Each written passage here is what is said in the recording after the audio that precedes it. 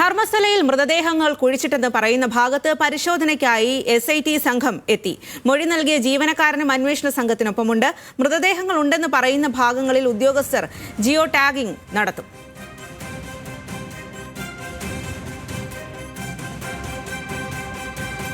വിവരങ്ങളുമായി Sareesh P K ആണ് ചേരുന്നത്. സരീഷ്, രാജ്യം മുഴുവൻ നടുങ്ങിയ ഒരു സംഭവമാണ്. അതിലാണിപ്പോൾ നിർണായകമായിട്ടുള്ള പരിശോധന നടക്കുന്നത് എന്നുള്ളതാണ്. എന്ത് തെളിവ് ലഭിച്ചാലും അത് വലിയ തരത്തിലുള്ള ഒരു തെളിവുകളായിരിക്കും, ഏറെ നിർണായകമായിരിക്കും എന്നുള്ളതാണ്. നിലവിൽ ഏത് രീതിയിലാണ് പരിശോധന പുരോഗമിക്കുന്നത്?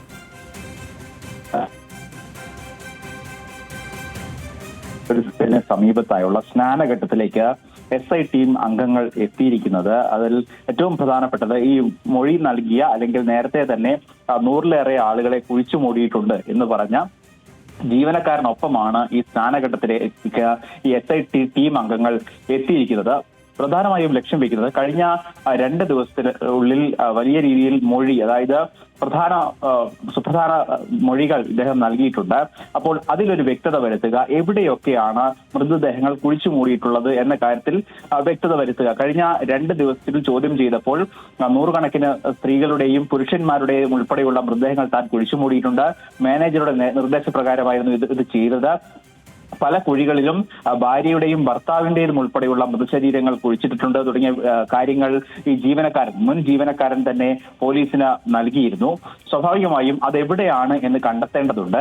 അതോടൊപ്പം തന്നെ ഈ 1994 മുതൽ 2014 വരെയാണ് ഈ സംഭവങ്ങളെല്ലാം നടന്നിട്ടുള്ളത്. അതുകൊണ്ട് തന്നെ എത്രത്തോളം വ്യക്തത, അതായത് കുഴിച്ചു മൂടിയത് എവിടെയാണ്, പ്രത്യേകിച്ച് ഈ സ്നാനഘട്ടം എന്ന് പറയുന്നത് ഒരു കാടിന് സമീപത്ത്, അല്ലെങ്കിൽ കാട് മൂടിയ സ്ഥലമാണ്.